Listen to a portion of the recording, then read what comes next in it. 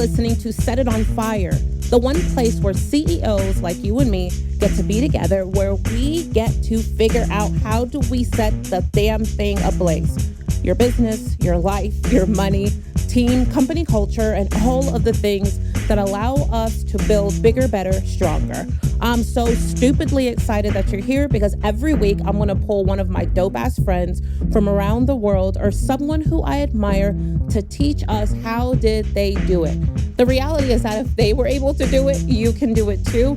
And you're more capable right now with what you have than you think. So let the shadow CEO step in and help you get to your next level. Oh, I'm so excited. Are you ready? Entire thing on fire. I haven't been this excited since I was going to say Milli Vanilli, but some of you may be too young for that. The truth of the matter is that I have the great luxury of being right here with the one and only Ty Cohen. Now, every single day as a CEO, my number one goal and my responsibility is to figure out how the hell do we do this and where do we go and how do I take the vision? Now, it's one thing to be the CEO of your business, but I want to change your thinking and feeling around being the CEO of your business to actually being the CEO of your life. Stay with me. Because yes, I run a company, but I run multiple companies and I run a pretty big life. And I'm also responsible for my family. And then I got these kids. Life is not one siloed when you're the CEO. You're the CEO of a lot of things, constantly making decisions, hoping and praying you're doing this thing right. And then you ask yourself this question, well, where the hell do we go and how do we get there? It's the how we get there that I'm responsible for, maintaining the vision. The biggest challenge as a CEO, though, is that we talk to people in our families and we go and we talk to our VP. We ask the operations manager, but none of them really actually get it because they're not taking the kind of risks that we're taking. They're not having to make the kind of moves. They're not responsible for the thing. And so what you really need is like a business best friend. Someone who you can confide in, someone's going to give you the game. And then more importantly, someone who has the capacity to understand where you are, where you want to go, because they're currently walking the same path and fighting through the streets to get there. Oh man, you have no idea what you're about to receive. And what I'm gonna challenge you to do is if you're driving, this is one of those moments where you either want to save this or put this on pause and grab pen and paper and pull over. Because over the last 10 years of my own journey of teaching hundreds of thousands, I guess now millions of people around the world, I today have learned so much from the man that I'm about to bring on in the how, the what. And when you talk about business besties, like over here, you have the how, the what, and the where. Dear Ty Cohen, tell me if I'm not wrong. It is not easy to maintain the vision when you manage all the things. What do you feel like is the number one thing that has allowed you to do it for all these years? Wow, you know what? That's a good question. I don't think there's any one thing because it always changes, right? Like it's like your goals. They jump from thing to thing to thing. It's your reasoning. They jump from thing to thing to thing. Look, I have 4 children, Tiffany, and I used to think that raising children was the hardest job on the planet Uh-huh. until I started running a business and trying to Tell raise me about children it. at the same time, right? Do them both at the same time. Right. Yes. So for moms like you who are doing this, or even like there's some single dads that are out there that are doing it. There's moms that are doing it with a husband. There's moms that are doing it without a husband. I have no idea how you do it because I do it with a wife full time, and it is so it's look, this journey of business changes so often that you'll start to question your sanity at times. You'll start. I think we're going to start there. I think we're going to start there. Yes. Say that again, Yeah, this please. this this game of business, right? It changes so often that you'll start to think, do I have it? Am I going crazy? Does everyone else see what I see? Or am I the only one? Am I in this silo? So you'll start to question your own sanity. And I think with business owners, that's what happens. We we're expressive, but we also are Yeah. reserved. So because we're reserved, right? Even the most introverted, Yeah. the most extroverted of us, Yeah. because we do have those reservations, we think that it's just us. And if We think it's just us. that's it. Yes. And if we only knew our counterparts, everyone else, they're just as, you know, I want to say, They're just as, what do I right, do? they're just as dysfunctional as everyone else, right? It's not just Isn't you, that the truth? That was an amen. I right? almost did a hallelujah for you. A hallelujah almost Yeah. came in from me. That'd be pretty Yep. big. I love it. The word dysfunctional. Now, here's the truth of the Yeah. matter. I actually respect that word so Mhm. much and that sentiment because that's literally what Yeah. it is. I feel like for the first 10 years of me being in business, how long have you been in business now, just in Yeah, for general? about 20 years. So I got started in 95. So what is that? I'm 95. like, that's not no 20 That's years. That's like, 18, 17, uh, 17 years. no, that's more than that. 95. No, it's 20, 20. 95? I got started 3 years before my oldest daughter, who's 25 now. So that's 28 years. There you go. Listen to me. I knew it Yeah. because I'm here like carry the one. I'm like, I didn't do math, but I think There you go. you're 28 years because I've been in business for Yeah. 20 years. I've been running this game for 20 years. For the first 10 years, I did it alone. For the first 10 years, I hit my head a million Wow. times. For the first 10 years, I never raised my hand because I was too shit scared because of either, everyone is playing this game of my world is perfect. I have it all together. I've built a Yes. great team. Cash flow is perfect. And I'm over here running a $2 million business. And I'm like, shit, how are we going to make payroll on Yep. Friday? Yep. Because the deal didn't get funded. The money didn't get to the bank on time. The lender held the cash. The client got pissed off. Like something always happened. And I remember thinking to myself, why is it like this just for me? And then you begin this crazy psychological warfare in this silo. Forget all the other 30 things we're Hmm. responsible for, but you begin this, what am I doing wrong? Yeah. What am I doing wrong and what are they doing right? And you know what happens? It becomes like this. I want to use the word facade. Maybe that's not the right word, but I think that in this context it is, right? Because you see everyone else who looks like they have it all right, and Yes, you know what it looks like, what your reality is, right? And this is when correct. it's good or bad, because with business, right, you might have these valleys and peaks. But you, Yeah, you yeah, you're yeah. still trying to make it look like what it looks like for everyone else, not realizing that they're trying to make it look like what it looks like for everyone else, and it just becomes this circle, right, of craziness there. Very vicious Yep. cycle of craziness because it's all made up and it's not Yep. real. 100%. Man, that's a soundbite. I You know what? Seriously, let me tell you something. I actually really appreciate the fact that you said the word Yep. dysfunctional. Like, I think, honestly, I don't think enough humans that are running this type of a world actually allow themselves to say or own or walk into that world. But that's 100% what Yeah. it is. This illusion, I feel like, is the number one thing that held me back from actually growing because I spent so much time doing a lot, having a ton of potential, but then I was doing it wrong. Wow. Okay. Yeah. So let me ask you this, Ty. When you decided to scale your business, I'm going to get backward. I'm going to get back. I'm actually going to do this in two parts, and this is going to be part two. So if you're listening to this, I'm going to take you through a part one with Ty because I want to set the foundation for. I want to make sure you know who this man is and where his journey begins. But I want to start here in talking just about scaling. Yeah. There's a moment where you were doing a bunch of stuff and you're like, I could do this thing bigger, but it's only Yep. me. And I gotta take a gamble and hire somebody. I gotta face my fear. I don't know if it was like that for you, but for me, it was like, like chattering teeth. I gotta hire somebody. How did you decide and when did you decide I'm gonna scale whatever I'm doing? Yeah, great question. Because look, when you're first hiring that uh, individual that you're bringing into your business, you may not have, well, not may not have ever done. You've never done it before. Your first hire, you've never done that before. You could read books, you can watch videos, right? You can listen to podcasts, you can get information, but it's still a different journey when you're doing it on your own. You Totally. don't know what to Totally. give this person. You may not know what data to collect, right? For all of the government Mm-hmm. agencies, so that you're making sure it's right. Whether they're an independent contractor or if they're someone that's going to be employed by you, right? And you're paying the taxes and you're Yeah, doing yeah. everything else. So all of this is just it's going back to being the baby and learning how to walk all over again. You're crawling Mm. initially, right? You're scared. You're pulling yourself up on the couch or on the table. You might fall. You might get yelled at by your parents. And in this term, being yelled at is by maybe you're doing something wrong.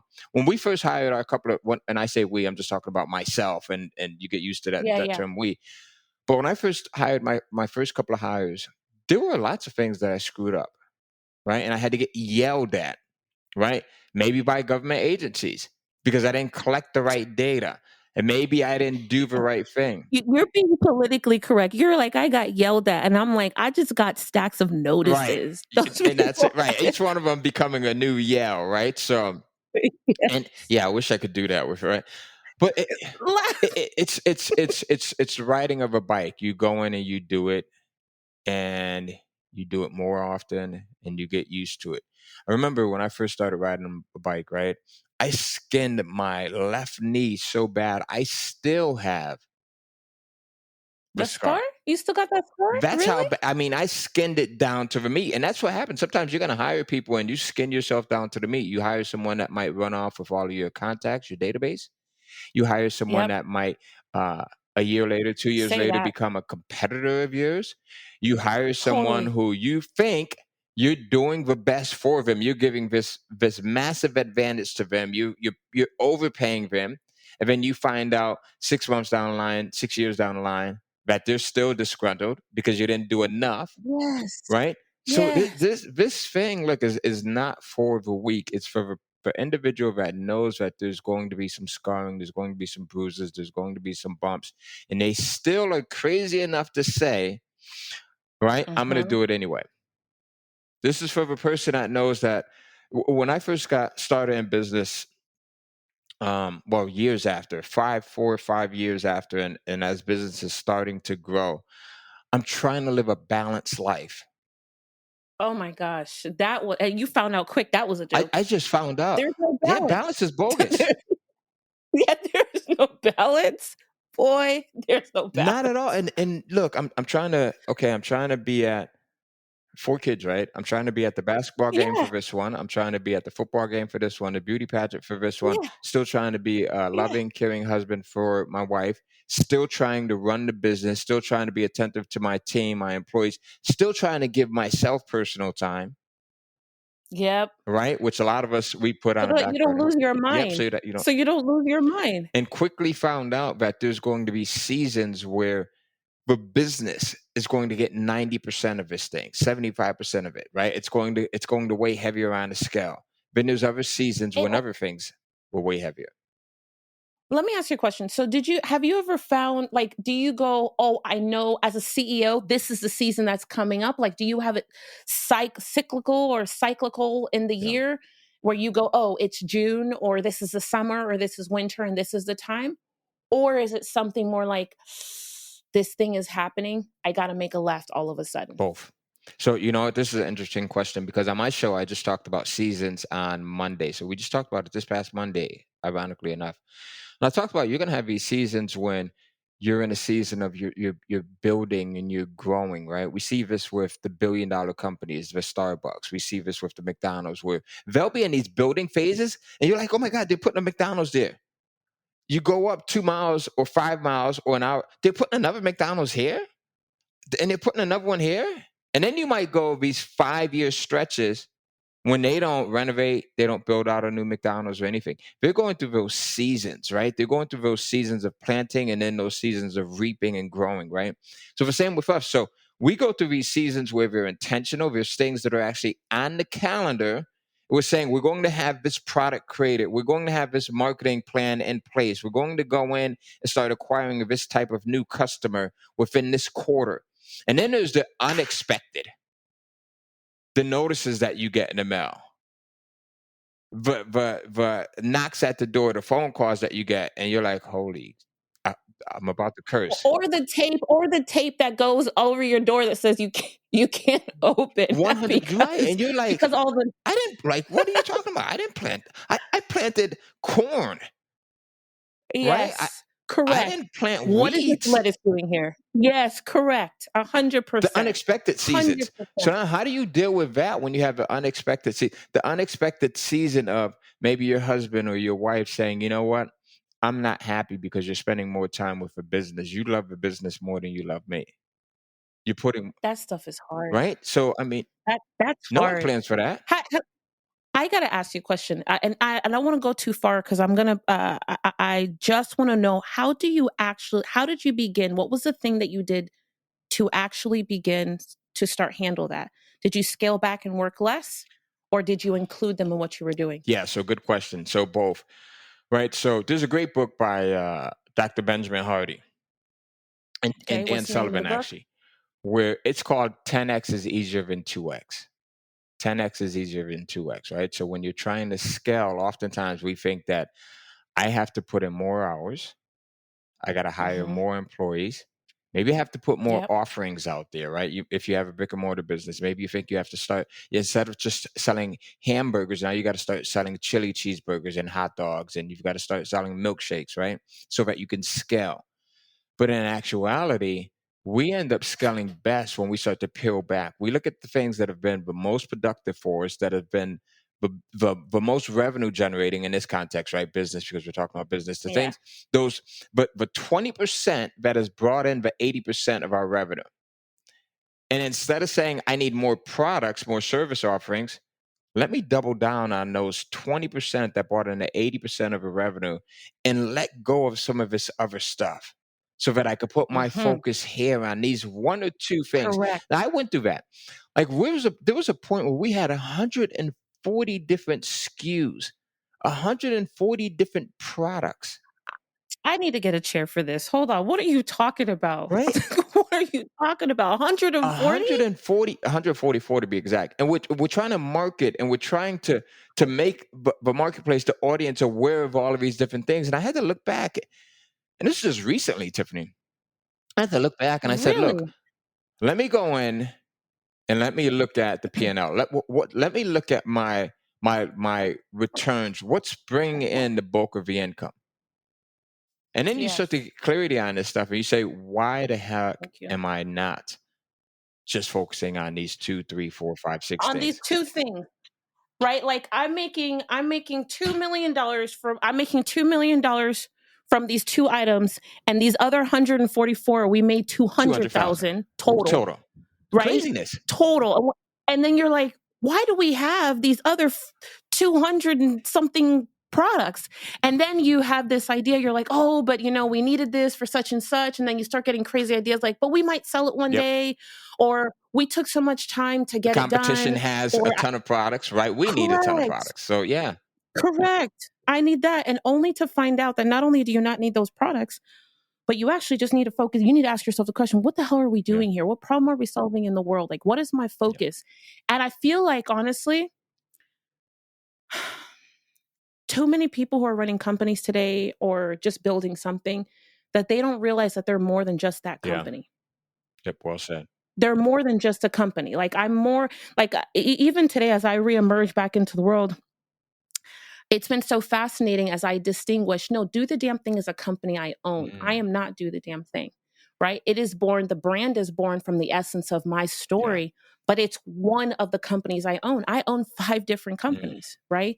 And that truth for me is like, we either keep up with the keeping up because we've kept up for so long and we just don't know when to stop hardest thing to do is to because let no go. one tells because no one can tell us, like, no one tells us when to Yeah. stop. Like, if you have a spouse and they don't want, like, I want to, this is a PSA, okay? So if you have a spouse and let's say they're involved in your business and they're great to be involved, they help from here to there Yeah. and they do different things. But 9 out of 10 times that spouse doesn't have the mind that you have, right? They don't have the mind, the heart, the chutzpah, the The desire. energy, the Yeah. fire, the drive, all the things. And so when you ask them questions like, what should I do? What do you think about this? How do you like this title?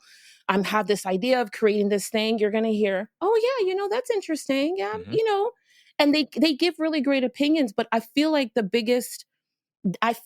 whether it's spouse or someone close to you, they perpetuate the Yeah. craziness because they really can't step in, and no one really can ever step in and go, stop doing that, with enough behind them, because they're actually doing it too. And so it's almost like we don't respect some opinions subconsciously. So we just go, we created this for a reason. I'm going to keep doing the things that I've created. We're going to keep all these SKUs. I'm a victim too of having too many SKUs. I'm not going to tell you my Yeah. number because we're going to ride with your Gotcha. 144, because I feel like you should be the one on the line right now. I Yeah. think my number might be slightly, I don't know, close. We'll just say close. But asking, I think the greatest thing that I just heard you say was talking about asking why. Why do I even Why? have them? And why am I Yep. doing it? Do you run things by yourself? Like, do you just bounce? How do you decide? Like, how do you Yeah, good decide? question. So, honestly, there's a handful of team members that I'll involve in the conversation. We'll put it that way. My Okay. operations manager is one, right? And then my Okay. marketing manager is the other. And then there's other team members Okay. outside of that. But Yeah.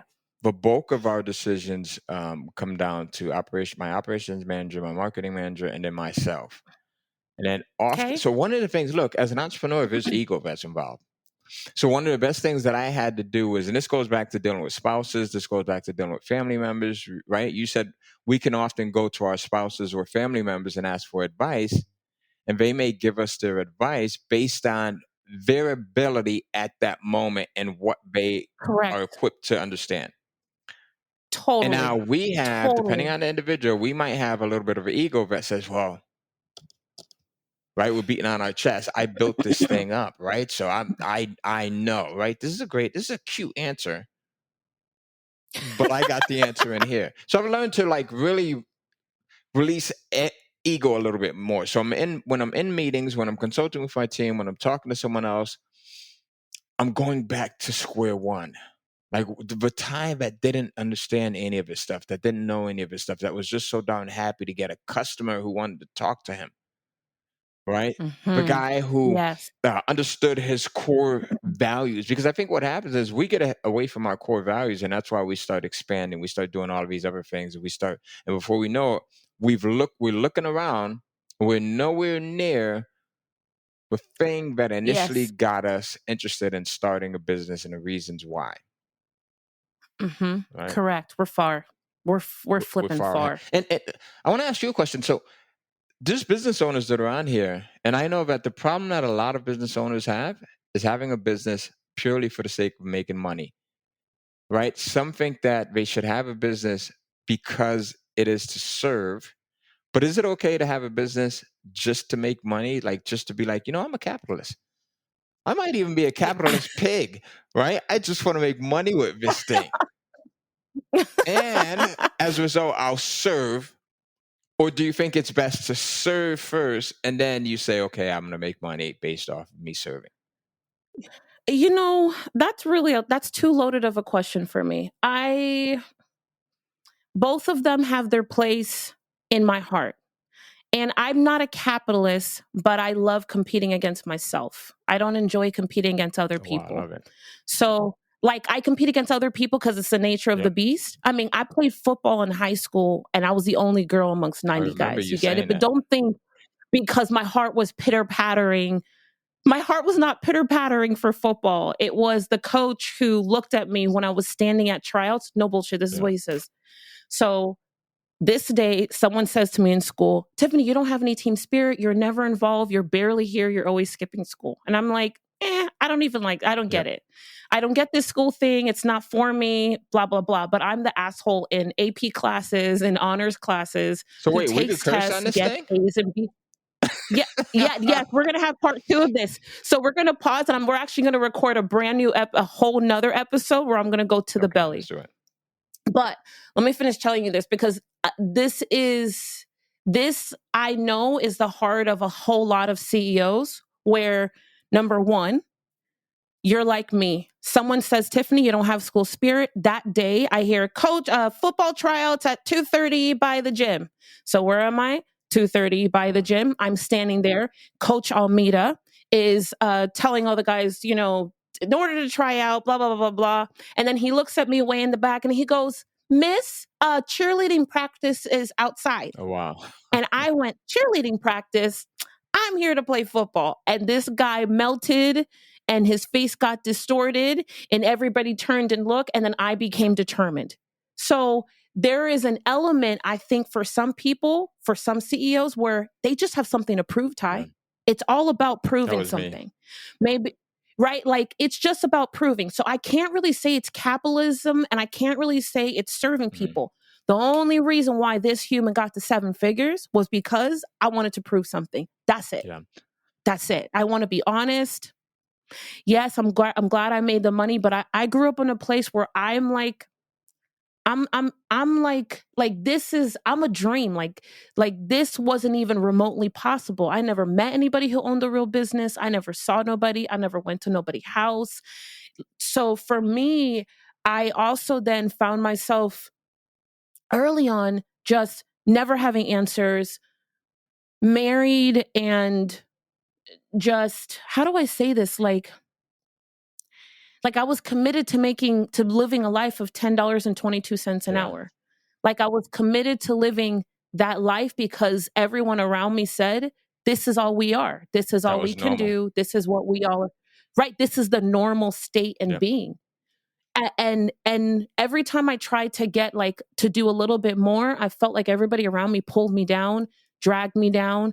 Tiffany, that doesn't make sense. That's not safe. You shouldn't do this. You shouldn't do that.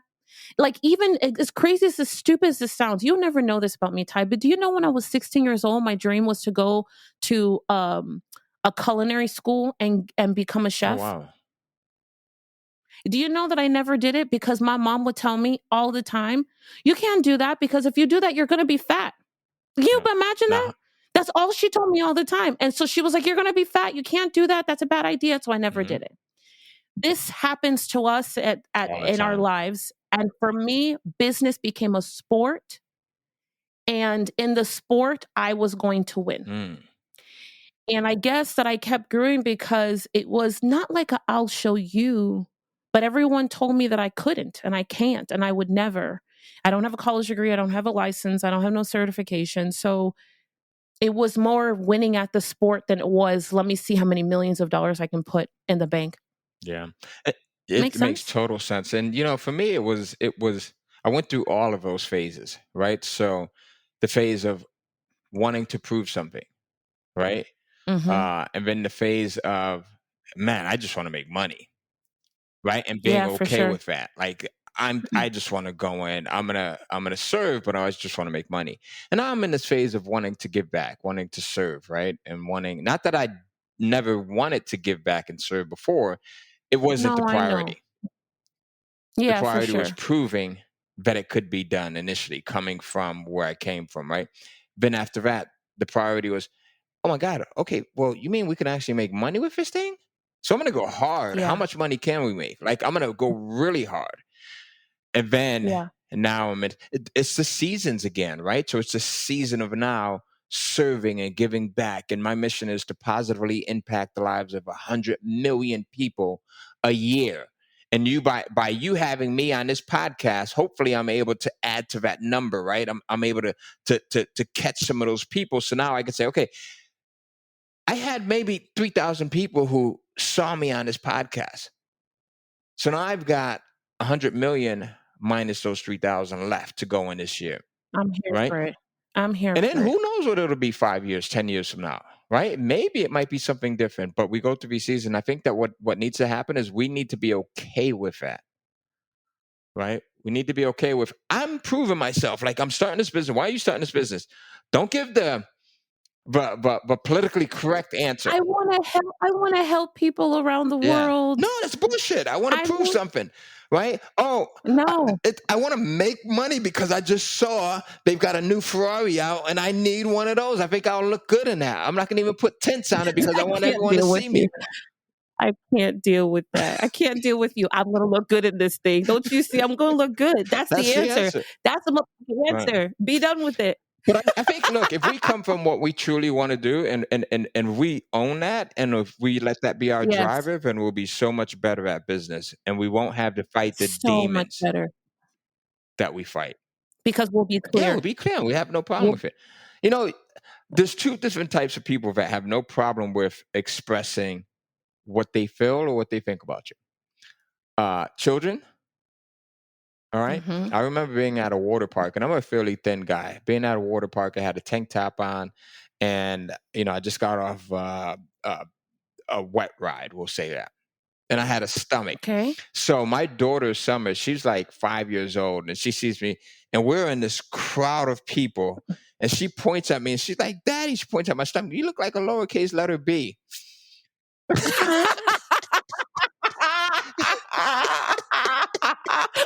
In the crowd of people, right? So children have no problem telling you what the hell they think. But then Oh my also god. older folks, I'm never letting that go. I'm not all never right. letting that go. And this was 11 years ago. It still hurts me to this day, right? So and older people, right? Once you get past a certain age, I don't know what that number is, but they have no Yes. problem telling you what they truly think and feel. Why can't we do that in Oh my between those god. ages? Why can't we do that in between Yes. the age of like 5 and like 70 and just be totally honest with ourselves and the other people that are around? I mean, we don't go around pointing out that someone's lowercase letter B, but we be more openly Oh expressive and my true. god. Oh my gosh, that is so funny. Yes, correct. He is 100% correct. I am never gonna let that go. I think that's the funniest thing I've heard in a minute because I can just see you standing there with no No answer. answer You at get it? all. Like And then looking like, there's zero way to respond. uh, And then you look down and then you got mad at yourself. I immediately put the corn dogs down. Immediately. At that point. I had a corn dog in one hand and like I have no idea in the other hand, funnel cake or something, right? But I immediately am Oh, like, that is so yeah. funny. This shit is But hilarious. look, so business is this Love up that. and down. It's this roller coaster, right? It's especially when you're trying to scale, especially when you're trying to balance a team, right? You, there was a time when You know what? Hold on. yeah, I gotta say something. You just convicted me a while ago, and I gotta go back to what's it. that?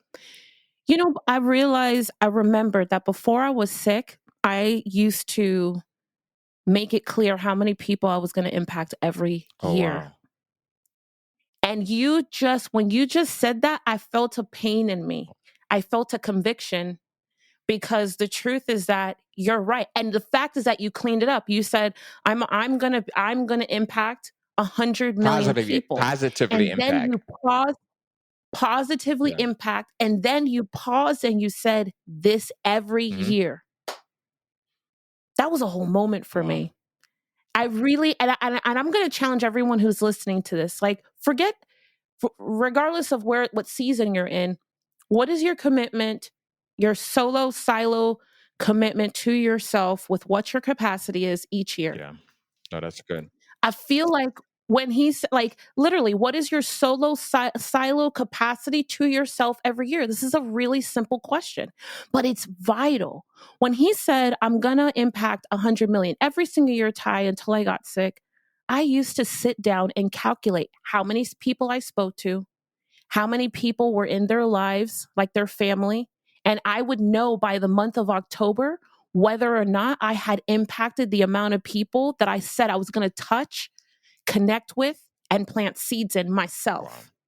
And the truth is that I've stopped doing that. I'm going to start as of today.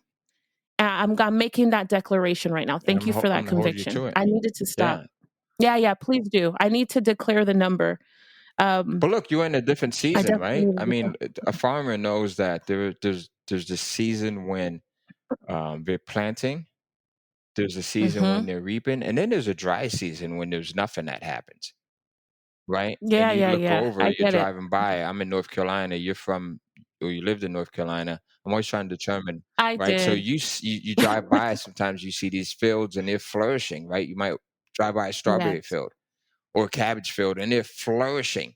And then there's other times of the Yes. year you drive by and you're like, I thought there were strawberries that were growing here, and it just looks like a Yeah. pile of dirt, right? Nothing's Correct. growing there. And you're like, Yep. yes. So, Let me ask you this, Ty. Um, um, if you could go back to driving in North Carolina, because you get to see seasons, and not to cut you Yeah. off, but you actually get to see seasons in its rawest form. There is a true fall, there is a true winter, there is fall and Mhm. spring. As you go through this last season and thinking about some of the drives that you've had to take in North Carolina, because I know your son is out in Yeah. college now, which we'll talk about soon. Um, what do you feel like is the greatest lesson or the greatest thing that you've seen about the season that's happening right around where you are in North Carolina? What do you notice? That's a great question. You know what? Let's use Connecticut because I'm originally from Connecticut. Connecticut Okay, has ready. the true four seasons there. So the biggest thing is, look, I'm not a winter person. And in Connecticut, you get these winters that are brutal. You get the snow, Yeah, you get the sleet, you get the hail, you get everything that comes along for you. You get the cold, right? You get the 2 feet snowstorms, the 3 feet snowstorms sometimes. And you just realize like this is not going to be forever. It's not going to last forever. If only I can hold out regardless of how much I hate winter. And I have sickle cell anemia, so winters are really not good for me, right? Because I can end up getting sick hmm and be hospitalized for these long periods of time. But if you realize, like, if only I can hold out, spring is right around the corner. Oh my God, spring is amazing, right? And then summer is even right after yeah, the corner after that, right? So you have something to shoot for. And I yeah, think that as business owners and as people in general, like we always need. Dan Sullivan says, look, if you can look at your future as being bigger than your past, you'll always look forward to the future. He says, what happens with people is as we start to get older, we start to retire, right? You start to see the children leaving. You start to see, these things that are no longer in your life. And instead of yeah. looking at your future as being bigger than your past, because you don't have anything that you're looking to achieve, you have no goals, right? Or you've diminished your goals. You start to think that your past was bigger than your future. Man, back in the day, I did X, Y, Z with my kids or with my spouse, or I was amazing on the football team, whatever it might have been. So it's important to Yes. always have these things that we're looking forward to, because if not, then we're just existing. We're not even living. And there's a difference between existing, right? Napoleon Hill talks about this in his book, Outwitting the Devil. We're just existing and we're going day to day to day to day. And every day starts to become the Truman Show, right? Yes. Instead of The Truman each Show. day being different. I think that's the movie, right? With Jim Yeah, Carrey, yeah, right? yeah, So, yeah. You but nailed you got to it. have these goals. You got to have these things. Right here on I've got some cutouts to put on my vision board of new things that I want to achieve. Right, whether it's helping people, whether it's vacationing, whether it's hiking, whatever it might have been. Right, whether it's losing 5 pounds, whatever hmm it might be. But you always have to have those things. On the personal side as well as on the business side, and some of them have to be super small. And on Saturday, Yeah, I'm gonna go to yeah, Krispy Kreme, and I'm gonna get me half dozen donuts. And then they've got to be the huge things. I'm gonna positively impact 100 million people. How am I gonna do that?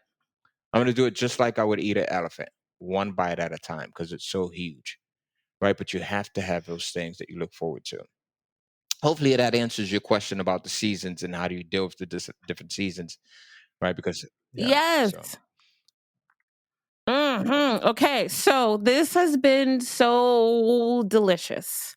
Here's what I'm going to do. For each and every person listening, I want you to go hunt down part one and part two and part three. This is going to be a 3-part series as I'm going to break up the Ty Cohen method of crushing the game. But where we're going to go next is who the hell is Ty Cohen and why should we be listening to him? Wasn't that ridiculous? Isn't it wild to think that that person is made up of the same thing that you and I are? Which means that you are just as capable of setting your business, your life on fire right now. But you know what it starts with? Action. And you know when that action starts? Now, this very week. Here's what I know. Somewhere inside of you is something you have not done, something that you know you need to do, and a place that you need to dive in deeper. I ask only that you do it right now. And if you're like, Tiffany, I don't know what to do, I need a little help, that's okay. You're gonna do one of these 3 things next. Either one, you're filling out an application so that you and I can figure out how do we work together. Two, if you're like, Tiffany, I just got a quick question for that amazing guest you have on. Chances are I've got their cell phone number in my phone. And if you leave me a question or a comment somewhere, I promise you I will find it. And more importantly, I'll get that question answered for you and hit reply. Third, if nothing else, you are saying to yourself, I'm so excited, and you're pressing save and subscribing to make sure that you are with us again.